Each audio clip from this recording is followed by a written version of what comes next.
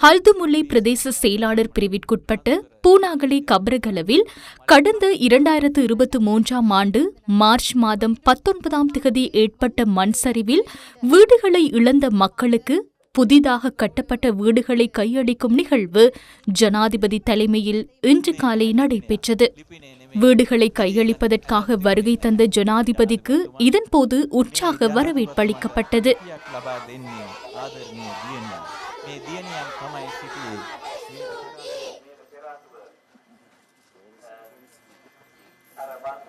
நல்ல சந்தர்ப்பத்தை எங்களுக்கு ஏற்படுத்தி தந்த ஜனாதிபதி மாமா உங்களுக்கு நன்றி என்று නවෝදයාපුරම් නවෝදයාගම ජනසතු කරන සුබ මොහොතේ සුබදසුන් රැගෙන சர்வ மத தலைவர்கள், அமைச்சர்கள், ஆளும் கட்சி பாராளுமன்ற உறுப்பினர்கள் உள்ளிட்ட பலர் இந்த நிகழ்வில் பங்கேற்றனர். නිසා විශේෂයෙන්ම මම ඔබට කියන්න කැමතියි. අපි දැන්ටත් ආසියානු සංවර්ධන බැංකුවේ ආධාර සහිතව விசேடமாக ஒரு விடயத்தை நான் உங்களுக்கு கூற விரும்புகிறேன்.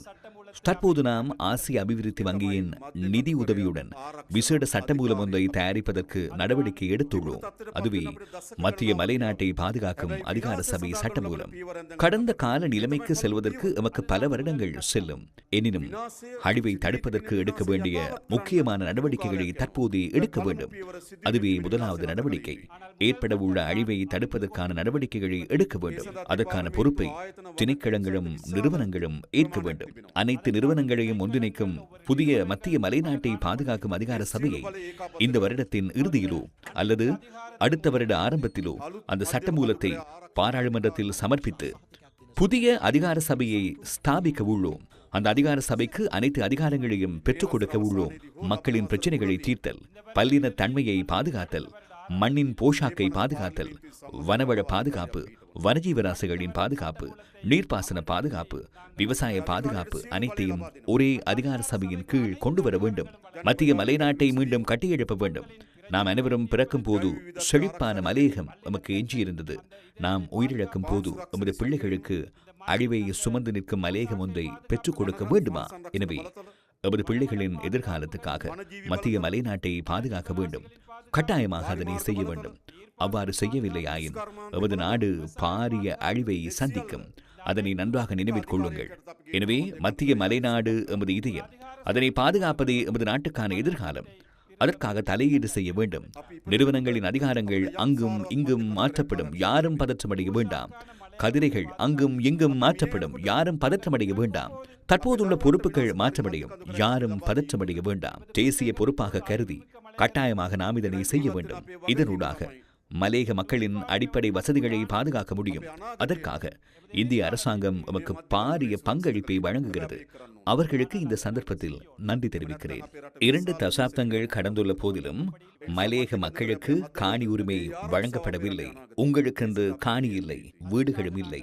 எதிர்வரும் வரவு செலவு திட்டத்தில் வீடமைப்புக்கு முன்னுரிமை வழங்க நாம் எதிர்பார்க்கிறோம். ඔවුන්ට තමන්ගේම වූ බිම් කොටසක් මේ මාතෘභූමියේ හිමිකමක් එළබෙන අයවැය ලේඛනයේදීත් නිවාස ගොඩනැගීම ප්‍රමුඛතාවයක් ලෙස කටයුතු කරන්න අපි බලාපොරොත්තු වෙනවා. பெருந்தோட்ட தொழிலாளர்களின் உரிமைகள் பாதுகாக்கப்படும் வகையிலான புதிய ஒப்பந்தத்தை பெருந்தோட்ட நிறுவனங்களுடன் கைச்சாத்திட எதிர்பார்ப்பதாகவும் ஜனாதிபதி இதன்போது தெரிவித்தார். අපි ඔබ අපේම සහෝදර ජනතාවක් ලෙස உங்கள் அனைவரையும் எமது சகோதர மக்களாகவே நாம் கருதுகிறோம். உங்கள் அனைவருக்கும் முழுமையான உரிமையை பெற்றுக் கொடுப்பேன் என்பதை உறுதியளிக்கிறேன். காணி தொடர்பில் பல்வேறு பிரச்சனைகள் இருப்பதை நான் அறிவேன். தோட்டத்தில் பணியாற்றினாலும் நிறுவனங்கள் இலகுவாக காணியை வழங்குவதற்கு விருப்பம் தெரிவிக்கவில்லை. எனினும் பெருந்தோட்ட நிறுவனங்களின் ஒப்பந்தம் 2042ஆம் ஆண்டு நிறைவுக்கு வர உள்ளது. அதனை ஆராய்வதற்காக அமைச்சு குழு ஒன்றை நியமித்துள்ளது. வெகு விரைவில் அந்த ஒப்பந்தத்தை நிறைவு செய்ய எதிர்பார்க்கிறோம். அதில் விசேடமானதும் முக்கியமானதுமான சரத்தொன்றை இணைப்பதற்கு எதிர்பார்க்கிறோம். இந்த மக்களின் உரிமைகளை பாதுகாக்கும் வகையிலான சரத்துக்களை உள்ளடக்கிய எதிர்வரும் ஒப்பந்தத்தை கையெழுத்திடுவது தொடர்பில் நாம் கவனம் செலுத்தியுள்ளோம். இந்தியாவில் அகதிகளாக வாழும் இலங்கையர்கள் மீண்டும் நாடு திரும்புவதற்கான அனுமதி தொடர்பிலும் ஜனாதிபதி இதன்போது கருத்து தெரிவித்தார்.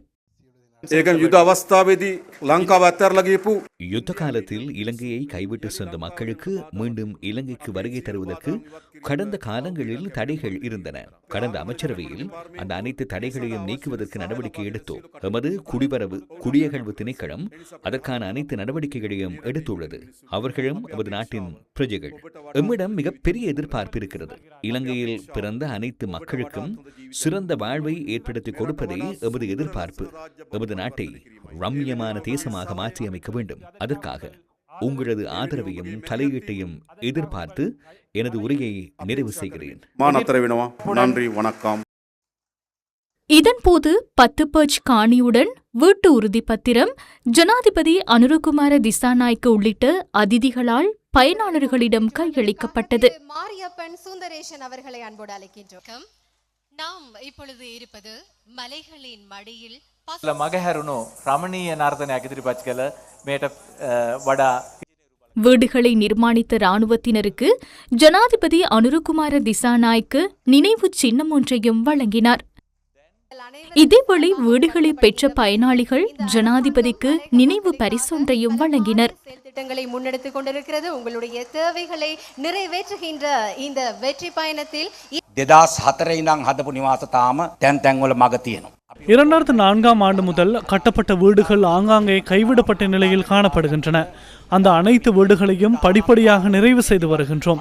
2025ஆம் ஆண்டு ஆரம்பமாகி குறுகிய காலப்பகுதிக்குள் தரமானதும் நேர்த்தியானதுமாக அமைக்கப்பட்ட வீடுகளை உங்களுக்கு வழங்க கிடைத்தமை தொடர்பில் நாம் மகிழ்ச்சி அடைகின்றோம். 200க்கும் மேற்பட்ட இராணுவ சகோதரர்கள் வீடுகளை அமைப்பதற்காக சிரமப்பட்டார்கள்.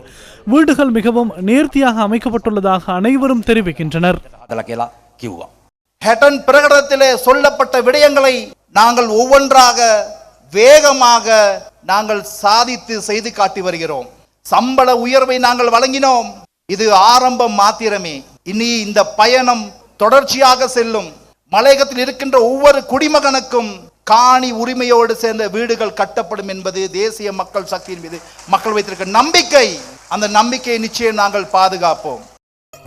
கலை நிகழ்வுகளும் மேடையை அலங்கரித்தன. சந்தோஷமா இருக்கணும்பா, எல்லாரும் ஆடணும். பாப்பா மேலத்தை அடிப்பா. பாட்டு சத்தோ வெட்டு போல ஊரே சேர்ந்து கேட்டாடி.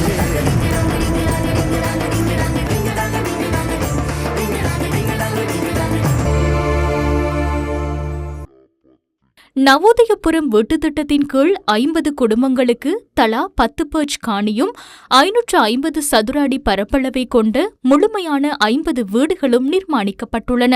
நவோதயபுரம் வீட்டுத் திட்டத்துக்கான பணிகளை இலங்கை இராணுவத்தின் பொறியியல் படையணியினர் முன்னெடுத்தனர். வீடொன்றை நிர்மாணிப்பதற்காக சுமார் 32 லட்சம் ரூபாய் செலவிடப்பட்டுள்ளதுடன் இதன் பொருட்டு பெருந்தோட்ட சமூக உட்கட்டமைப்பு அபிவிருத்தி அமைச்சு 160 மில்லியன் ரூபாவை ஒதுக்கியுள்ளது. வீட்டுத் திட்டத்தை நிறைவு செய்வதற்கு பங்களிப்பு நல்கிய இலங்கை இராணுவத்தின் பொறியியல் படையினருடன் ஜனாதிபதி இதன்போது கலந்துரையாடியதுடன் நிழற்படம் ஒன்றையும் எடுத்துக் கொண்டார். இடம்பெயர்ந்திருந்தார்கள். அவர்களுக்கான வீடுகளை இன்றைய தினம் வழங்கும்